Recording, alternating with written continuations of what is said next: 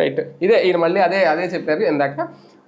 ఈయన కొత్తగా తీసుకొచ్చిన పేరు సార్ ఇది. మచిలీపట్నం నుంచి MA అంట, విజయవాడ నుంచి VI అంట, గుంటూరు నుంచి GUN, ఈ 3 కలపమంటున్నారు.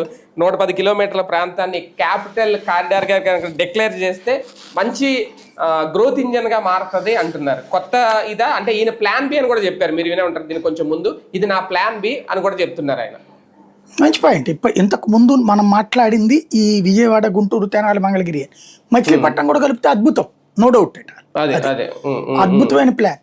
ఒక రాజధాని డెవలప్మెంట్ ఫైనాన్షియల్ గా అది సపోర్టివ్ కావాలి అంటే ప్రొడక్టివ్ అయి ఉండాలి, ఉద్యోగాలు వ్యాపారిచ్చే వ్యవస్థ అయి ఉండాలి.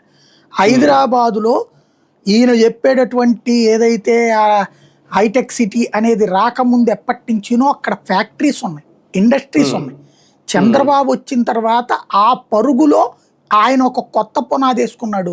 ఆ వేసుకునే సమయంలో ఆయన మనుషులు సంపాదించుకున్నారని ఆయన్ని, ఆయన పార్టీని అక్కడి నుంచి తరిమేశారు వాళ్ళు. ఆ రోజు నుండి ఈ రోజు వరకు అధికారంలోకి రాలేదు, అది గుర్తుపెట్టుకోవాలి తెలుగుదేశం అక్కడ. కాబట్టి ఇక్కడ మనం కావాల్సింది ఏంటయ్యా అంటే ఈ రోజుకైనా సరే నిజాయితీతో బాధ్యతతో మాట్లాడటం.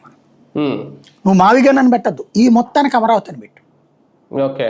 ఎందుకని స్టిల్ నువ్వు విజయవాడ, గుంటూరులో ఉన్న కార్యాలయాలు ఎందుకు తీసుకెళ్లిపోతున్నావు అక్కడికి, ఆ 29 గ్రామాల్లోకి? అంటే ఒక చిన్న రాజధాని చేస్తున్నావు నువ్వు, అంతేనా? నాశనం కదా అది రాష్ట్రానికి.